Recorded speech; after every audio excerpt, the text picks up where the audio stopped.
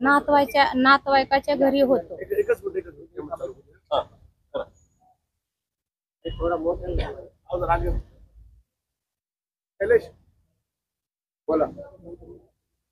आमच्या नातवाईकाच्या घरी असताना ज्या रोजी सोमनाथ सूर्यवंशीचं मयत झालं, 1-2-4 दिवसापून नातवाईकाच्या घरी असताना 2-4 दिवसापून सोमनाथाची मयत झाल्या 2-4 दिवसापून त्या रोजी रात्री 2:30 वाजता सुरेश धस आले नातवाईकाच्या घरी मला भेटायला। 2:30 वाजता आले। ते बोलले काय झालं, नेमकं कसं झालं। त्यांना सर्व माहिती होतं। सोमनाथला पोलीस स्टेशन मध्ये मारलं, मर्डर केलं, पोलिसाच्या हातानं मारून त्यांचं खून करण्यात आलं ही माहित असताना ते बोलले। आणि मुख्यमंत्री साहेबांनी असं कसं बोलले, चुकीचं बोलले, फार चुकीचं बोलले। सोमनाथाला श्वासनाचा आजार हाय, हृदयाचा आजार हाय, असं कसं बोलले हे मुख्यमंत्री साहेब, असं म्हणून मला म्हणले सुरेश धस साहेबांनी। आणि परत 2 महिने झाले, त्यांना असं कसं सुचलं सोमनाथाला मारेकऱ्यांना, पोलीस ते गुन्हेगारी असणाऱ्याला त्यांनी म्हणतात की मोठ्या मनानं माफ करा, मोठ्या मनानं। आमचं मन छोटं आहे, आम्ही गरीब आहेत, आम्ही दगड फोडून कष्ट करून खाणारे माणसं आहोत आम्ही। आणि ह्या गरिबीतून माझ्या लेकराला मी शिक्षण, उच्च शिक्षण मध्ये माझ्या लेकराला मी शिकविले होते। माझा लेकरू वकील झाला होता। 17 तारखेला माझ्या लेकराचं पेपर होतं। मग ह्या लोकांनी मला छोटं मोठं मन करा आणि माफ करा म्हणतात। आमचं मन बारीक आहे, आम्ही काय कुणाला माफ करत नाही। गुन्हेगाराला तर शिक्षा व्हायलाच पाहिजे आणि आम्हाला न्याय मिळाला पाहिजे। आणि धस साहेबांनी काय करा, तुम्ही तुमचं मन मोठं आहे, तुमचं परिवार, तुमचं कुटुंब पोलिसाच्या ताब्यात द्या आणि 1-2 दिवस 4 दिवस मारू द्या तुमच्या कुटुंबाला हाड मोडूजीपर्यंत, 1-2 मर्डर होऊ द्या त्याच्यामध्ये, मग तुम्ही माफ करा। आमच्यानं माफ करणं होत नाही। माझ्या पोटात हेंडगा पडलाय, माझा पोटचा गोळा गेलाय, मला रात्री मला चैन पडणार, मला लय फार ही चुकीचं बोलल्यात हे धस साहेब। हे चुकीचं बोलणं मी सहन करणार नाही आणि मला सहन होत नाही। आणि जरी सुरेश धस साहेबांनी जर ह्यांना माफ करायचं असलं तर माझं पोरग, माझं लेकरू मला परत द्या आणि हे करा, तुम्ही बोलणं ही चालू करा। नंतर हे पोलीस लोकांना मोकळं सोडा आणि सोडून द्या, हे असं म्हणून तुम्ही सोडा तुमच्या घरच्या कुटुंबाला मारल्यावर। पण मी आता सोडणार नाही कुण्या पोलिसाला, आणि कोणचा गुन्हेगारी असणाऱ्याला त्याला सजा व्हायलाच पाहिजे आणि त्याला फाशीची शिक्षा व्हायलाच पाहिजे। आणि जोपर्यंत त्यांना न्याय भेटत नाही मला स्वतःला, तोपर्यंत मी गप्प बसणार नाही। आणि हे तुमचे हे बोलणं आपल्याला सहन होणार नाही। तुम्ही सरकारचे माणसं आहोत, तुम्ही सरकारचे माणसं आहोत, तुम्ही न्याय चांगलं द्या आणि चांगल्या मार्गाने चला। असं एखाद्याचा जीव घेऊन एखाद्याचं मर्डर तुम्ही करायला लावलाय, सरकारचा हात ह्याच्यामध्ये निश्चित असेल असं मला वाटतंय। माहिती झाले 2-4 दिवसाकडून आलते ती सगळे, ती मंत्री, हे खासदार, आमदार, तेव्हा येऊन गेल्यावर रात्री 2:30 वाजता आलते सुरेश धस मला सांगायला, भेटायला। असं कुठं दगड फोडणाऱ्याला कुठं आजार असतंय का, दगड फोडण्याला कधी हार्ट अटॅक येतंय का, असं कधी होत नाही। हे मुख्यमंत्री साहेब खोटं बोललेत हे सभेमध्ये, हे कसं काय खोटे बोलल्यात असं म्हणून सुरेश साहेबांनी, हे धस साहेबांनी मला म्हणल्यात। आणि आता 1-2 महिन्याकूनच कसं बदल झालं, हे कुण्या कारणानं म्हणतात हे पोलिसाला सोडा, त्यांना माफ करा, कारण काय ह्याच्यात? मग ह्याने काय तर ह्यांच्या खाल्ले असतील ही मध्ये काय तर सरकाराकडून, म्हणून हे असं बोलणं येतंय त्यांना। एखाद्याचं जीव घेणं सोपं नाही, माझ्या लेकराला मारणं सोपं नाही। याद राखा तुम्ही, ही मध्ये कोण कोण ही चोंबडे बोलायला लागल्यात ना, याद राखा तुम्ही। माझा आज लेकरू गेलं, माझ्या पोटात हेंडगा पडलंय, कालपासून मला झोप येत नाही, कालपासून मला चैन पडत नाही। आता लॉंग मार्च परत आलाय, कालपासून लॉंग मार्च परत निघालाय, तुम्हाला न्याय मिळाला असं वाटतंय का? मला ही काही माहित नाही, ती का झालंय तिथं त्यांनाच माहित आहे। ते लॉंग मार्च मध्ये गेलते त्यांना माहित आहे, त्याच्यातलं मला काहीच माहित नाही। लॉंग मार्च मध्ये सोमनाथ सूर्यवंशीला न्याय मिळावा अशी प्रमुख मागणी होती। आता लॉंग मार्च परत आलाय, तुम्हाला काय वाटतंय? न्याय मिळाला का नाही मिळाला? आता असं मध्ये चमचे बोलल्यावर कसं न्याय मिळेल आम्हाला? चमचे असं बोलतात ना मध्ये, माफ करा, पोलीस लोकांना सोडून द्या, पाठीशी घालतात. मग ह्यांच्या स्वतःचे पण मारू द्या ना 1-2 पोलीस स्टेशन मध्ये, मग त्यांना करू द्या माफ पोलीस लोकांना. ती मोठ्या मनाचे आहेत तर आम्ही छोट्या मनाचे आहोत. माझं लेकरू मला पाहिजे वापस. जे जे बोलायला लागल्यात ना मध्ये पुढे होऊन, त्या सगळ्याच्या जर हिंमत असलं तर माझं लेकरू मला परत पाहिजे. माझं तरणात ताट 35 वर्षाचा माझा मुलगा आज वकील होऊन माझ्या पुढे बसला असता. मला जन्मापर्यंत मला असं सुख दाखविलं असता. माझं सुख ह्या लोकांनी, प्रशासनाने सगळं माझं सुख आज हिसकावून घेतल्यात. मला दुःखाचे दिवस गेल्यात ते दिल्यात, परत मला न्याय देत नाहीत. ह्यांना का अडचण आहे मला न्याय द्यायला? माझ्याकडे सगळे सबूत आहेत, माझ्याकडे सगळं प्रूफ आहे, माझ्याकडे कागद आहेत, माझ्याकडे सगळे हे बयान देणारे माणसं आहेत. मग ह्यांना का अडचण आहे? मला हिंमत हे देत नाहीत, न्याय देत नाहीत.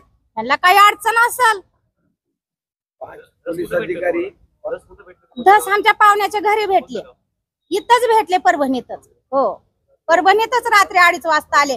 त्यांनी काय बोलले? ईडीव करीत होते, ईडीव करू नका, माझा फोटो काढू नका म्हणून असं दुसऱ्याला त्यांनी सांगितले, सोबत असणाऱ्याला.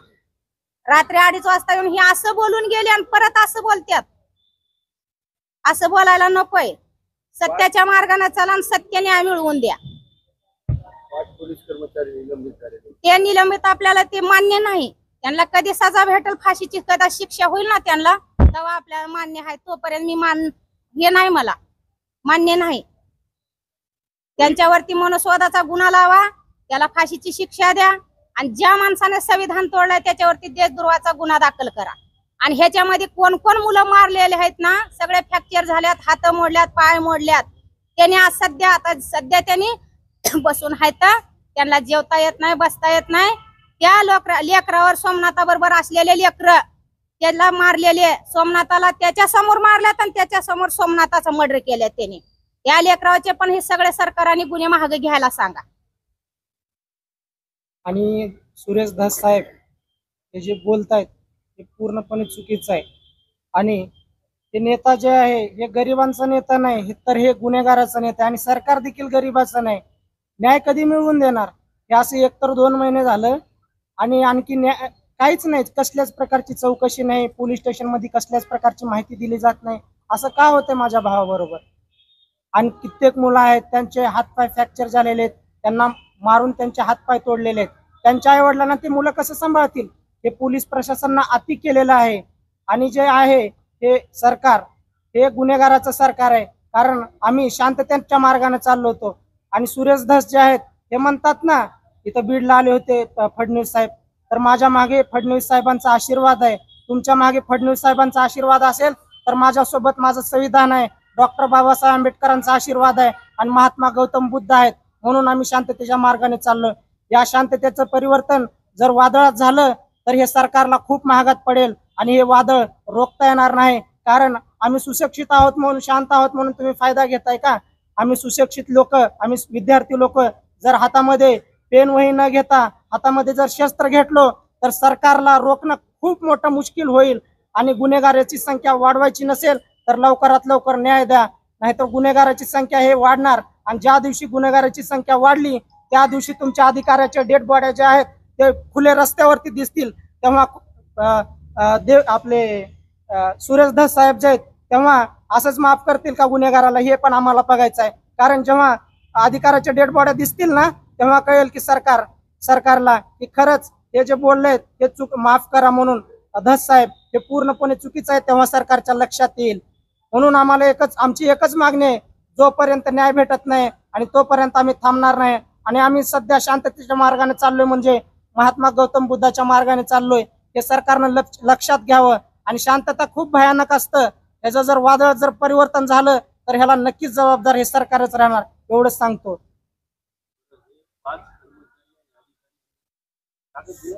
कसल्याच प्रकारचा कागद नाही, कसल्याच प्रकारची अधिकृत माहिती नाही. आणि निलंबित काहीच होणार नाही. आज निलंबित करतील, 4 दिवसांनी ड्युटीवरती घेतील, जॉबवरती घेतील. आणि हे गुन्हेगार जे आहेत मोकाट फिरतील. आता बघा ते काय ते घोरबांड, त्याला निलंबित केले म्हणलं, त्याच्या चेहऱ्यावरती थोडं तर गांभीर्य दिसतं का? तो नांदेडला जातो, मग निवांतपणे शिंदे साहेबांना भेटतो, हसतो, बोलतो. हे काय थोडं गांभीर्य आहे का? हे निलंबित करण्यानं काहीच नाही. त्यांना फाशीची शिक्षा दिली पाहिजे. 302चा गुन्हा दाखल झाला पाहिजे. जे माझे कॉलेजमध्ये शिकणारे मुलं आहेत त्यांच्यावरती खोटे गुन्हा दाखल झालेत, त्यांचे गुन्हे मागे घेतले पाहिजेत. आणि ते मानवते मावशी त्यांना तर किती क्रूर मारलेत. 5-5 पोलीस कर्मचाऱ्यांनी, पोलीस अधिकाऱ्यांनी, पुरुष माणसांनी त्यांच्या मांड्यावर उभारून त्यांना अतिशय अमानुषपणे मारहाण केले. त्या मावशीने म्हणले, साहेब मला लघवी आली, मला बाथरूमला आले, मला जाऊ द्या. तरी देखील ते पोलीस अधिकारी काय म्हणतात, तू इथंच कर, तू बाथरूम इथंच कर, लघवी इथंच कर. म्हणून पोलीस अधिकारी एवढं जर अत्याचार करत असतील तर हे सहन करून घेणार नाही. आणि सरकार जर असं जर गपचूप जर बघत असेल तर सरकारची जागा जनता दाखवून दिल्याशिवाय राहणार नाही. आम्ही गरीब लोक आहेत म्हणून एवढं म्हणजे गांभीर्याने घ्या. सरकारला एवढंच सांग, कसल्याच प्रकारचा संपर्क नाही, कसल्याच प्रकारची माहिती नाही आम्हाला. आता दिशा काय नाही, जोपर्यंत न्याय भेटत नाही हे लढा चालूच राहिला. आणि जो आमचे जीव गेले तर हरकत नाही. माझ्या भावाने एवढे मोठे स्वप्न पाहिले होते. गरीबा तो म्हणला की मी ज्या दिवशी वकील होईन त्या दिवशी मी कुणाचा 1 रुपया नाही घेणार, त्यांच्यासाठी मी लढेन. बाबासाहेबांनी एवढे मोठे योगदान केलेत. आपण त्यांच्यासारखं नाही, छोटं काहीतरी एखादी तरी योगदान करून दाखव म्हणून माझ्या भावाचं स्वप्न होतं. तो पुढे जाऊन PhD ला नंबर लागला होता, तो जज होणार होता. ह्या सरकारने स्वप्न त्याचे तोडून टाकलेत. आणि एकच सांगतो, गुन्हेगार गरीब असो या मंत्री असो किंवा कसलाही श्रीमंत असो, शेवटी गुन्हेगार तो गुन्हेगार असतो. आणि गुन्हेगाराला वाचवण्याचा प्रयत्न तुम्ही जे असतात म्हणजे पोलीस अधिकाऱ्यांचे वरचे पदचे DSP असो, कोणी असो, कमिशनर असो, त्यांना तुम्ही वाचवण्याचा प्रयत्न करू नका. कारण तुम्ही जर वाचवायचा प्रयत्न केलात तर दुसरे पोलीस लोक असंच त्यांचा आदर्श घेतील. ते कितीही असो, 30 असो, 40 असो, पोलीस लोक गुन्हेगार, त्यांना लवकरात लवकर तुम्ही शिक्षा द्या. तुम्ही मोठ्या पदावरती बसलेला आहात आणि तुम्हाला ते निर्णय घेता येते. आणि तुम्ही जर असं जर त्यांना पाठीशी घालत असाल तर आम्ही हे खपवून घेणार नाही, एवढं सांगायचं आहे आम्हाला. आता तुम्ही म्हणाल की हा लढा चालूच राहील, लढ्याचं स्वरूप काय असेल? लढ्याचं स्वरूप आम्हाला न्याय देत नाही सरकार. लढा आपण कसा लढणार, आपण काय करणार? आता लढा संविधान मार्गाने लढणार आहोत, संविधानाच्या मार्गाने लढणार आहोत लढा. आता होता होईल आपलं कसं शांततेच्या मार्गाने जाणं, आपलं संविधानाच्या मार्गाने जाणं योग्य ठरेल. आणि शेवटी नाही जर सरकार जर ऐकत असलं तर शांततेचं परिवर्तन जर ते वादळ झालं तर ते सरकार बघून गेलं आणि जबाबदार सरकारच राहील नंतर. हेच सांगायचं आहे आम्हाला. आपण कुणालाच भेटलो नाही आणि आम्हाला अधिकृत कसल्याही प्रकारची माहिती आली नाही.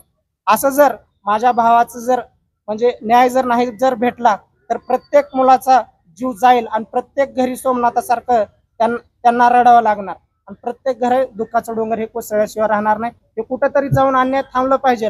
आणि हे अन्याय जर थांबलं तर पुढे गुन्हेगारीचं प्रमाण वाढणार नाही. आणि अन्याय जर नाही जर थांबलं तर 100% दुसरे निर्दोष मुलं हे मारले जातील आणि शेवटपर्यंत मारले जाणारच आहेत आणि सरकार हे दाबलं जाणारच आहे. आणि होता होईल तेवढे गरीब लोकांनी म्हणजे जागे झाले पाहिजे आणि त्यांच्या विरोधात म्हणजे आवाज उचलला पाहिजे, एवढंच आम्हाला सांगायचं. लॉंग मार्चला स्थगित केली, नेत्यांनी तुमची चर्चा केली का? आई बोला. आमच्याशी कोणता नेत्या चर्चा केली नाही, कोणी आले नाहीत, आम्हाला कोणी विचारपूस केले नाहीत. तुम्हाला न विचारता त्याला हो हो, आम्हाला न विचारताच ते लॉंग मार्च थांबवला. आम्हाला माहितीच नाही काय झालंय, काय झालंय, कसं झालंय ते त्यांनाच माहित आहे. सोबत असणाऱ्याला आम्हाला काही माहिती नाही. ह्या सरकाराला सगळे समान लागतात माणसं. हे मतदानच्या टायमाला येतात, सगळ्यांचं पण मतदान घेतात, निवडून येतात आणि असं नंतरून गरीबाला धोका देतात, एका गरीबाचा जीव घेतात. भेदभाव का करतात हे सरकार? ह्या सरकारनंतर सगळ्याला मायबाप असतात. हे मायबाप नाहीत आता सध्या, हे दुश्मन झाल्यात आम्हाला गरीबाला. ज्या दिवशी माझ्या भावाची म्हणजे ही घटना झाली तेव्हा आम्ही परभणीत आलो, तेव्हा पोलिसांनी आम्हाला आमिष दाखवलं, बरोबर. आता ते पोलिस जे आहेत गुन्हेगार आहेत त्यांची मालमत्ता जप्त झाली पाहिजे आणि ज्यांचे मुलांचे हातपाय तुटले त्यांना ती मदत करण्यात यावी. कारण हे जे आहेत ना हे खुशाल फिरत आहेत गुन्हेगार लोक आजकाल. आम्हाला रात्री 9-10 वाजता तिथं नेले. आम्हाला 50 लाख रुपये देतो, तुमच्या 2 मुलाला नोकरी लावतो असं म्हणून ह्या घोरबांडानं सांगितलं. आणि आम्हाला तिथून ह्याला गेलो, औरंगाबादला गेलो. तिथून आम्ही डेट बॉडी घेऊन महागारी येत होतो. चिरफाड झाल्यावर तिथं आम्हाला पाचोड्या आंबाड चौकात अडवले. तिथं 40-50 पोलीस आले, आम्हाला इकडे येऊ देत नव्हते. एवढा आमच्याशी एवढा अति वागतात, एवढं हे कशासाठी वागतात ही लोक? आम्ही काय केलंय त्यांचं? आम्ही का चोरी केलाय? आम्ही काय केलंय त्यांचं? आम्हाला न्याय देत नाहीत. आम्हाला न्याय पाहिजे. आम्ही ह्या न्यायासाठी आमचा लढा थांबणारच नाही. आमचा न्यायासाठी असाच लढा आमचा चालू राहील. हा न्याय लॉंग मार्च मध्ये सरकारमध्ये प्रतिनिधी येऊन भेटले होते. आम्हाला काय माहिती नाही. आम्ही घरीच आहोत, परभणीमध्येच आहोत. आम्ही लॉंग मार्च मध्ये इथं फक्त त्या ह्याच्यापर्यंत गेलतो, पोरगा आमचं जंतूर पर्यंत गेलतं. तिथून ते आजारी पडलं, मी आजारी पडले म्हणून महागारी आलं माझ्यासाठी माझं पोरग. तिथून पुढे काय घडलंय की काय झालंय की आम्हाला त्याच्यातलं काहीच माहिती नाही. आणि एकच सांगायचंय, आणि हे जोपर्यंत न्याय भेटत नाही, आमचा जीव जरी गेला तरी काय हरकत नाही. कारण हा न्याय जे आहे माझ्या एकट्यासाठी नसून तर सर्व जनतेसाठी न्याय आहे. हे माझा आणि जोपर्यंत आम्हाला न्याय भेटणार नाही, आमचा जीव जाऊ दे हरकत नाही, पण तोपर्यंत आम्ही थांबणार नाही. तुमचं नाव काय? माझा अविनाश सूर्यवंशी सर. आज हे गरिबाकडून होत नाहीत. वंचित बहुजन आघाडीचा राज्य कार्यकारिणी सदस्य आहे. आज या पत्रकार परिषदेला मी आपल्या समोर वंचित बहुजन आघाडीची भूमिका मांडण्यासाठी उपस्थित आहे. आपल्या सर्वांना माहीत असेल, वंचित बहुजन आघाडीचे राष्ट्रीय अध्यक्ष श्रद्धेय श्री बाळासाहेब आंबेडकर हे जेव्हा हे सर्व परभणीचं सर्व या लाठीचार असेल, कोम्बिंग ऑपरेशन असेल किंवा ह्या सगळ्या घडामोडीमध्ये असतील, स्वतः साहेब पूर्णपणे लक्ष देऊन होते. आणि आपल्याला सर्वांना माहिती आहे की पोलीस अगदी सोमनाथ सूर्यवंशी यांची डेड बॉडी सुद्धा परभणीमध्ये आणण्यासाठी बाहेरच्या बाहेर सगळं अंत्यविधी करण्याचा प्रकार हे सगळे करण्याच्या तयारीत होते.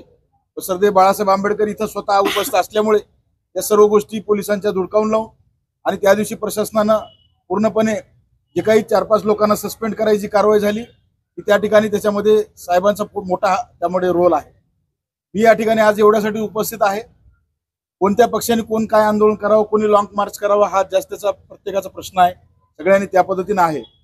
पण सुरेश धस नावाचे जे काही महाराष्ट्रातला एक जातीवादी आमदार आहे, यांनी जे प्रकारे या आंदोलनाला आणि इथल्या सर्व आंदोलनकर्त्याला असेल, सोमनाथची आई असतील, त्या सगळ्यांना ज्या पद्धतीने पोलिसांना माफ करा म्हणून जे काही स्टेटमेंट काल केलेलं आहे त्याचं मी उत्तर देण्यासाठी मी आपल्या समोर उपस्थित आहे. सुरेश धस ज्या पद्धतीने बीडच्या प्रकरणावर ज्या पद्धतीने धसास लावून धरत आहेत, कुठल्याही परिस्थितीत न्याय मिळाला पाहिजे म्हणून जसं त्या ठिकाणी देशमुखांच्या त्या परिवाराला न्याय मागत आहेत, त्यांचं हे न्यायाचं माप सूर्यवंशी परिवाराच्या बाबतीत काय कुठं झुकतं माप होतं किंवा दलितांच्या बाबतीत इथल्या लोकांवर झालेल्या अत्याचाराच्या बाबतीमध्ये त्यांचा दृष्टिकोन कसा काय बदलतो.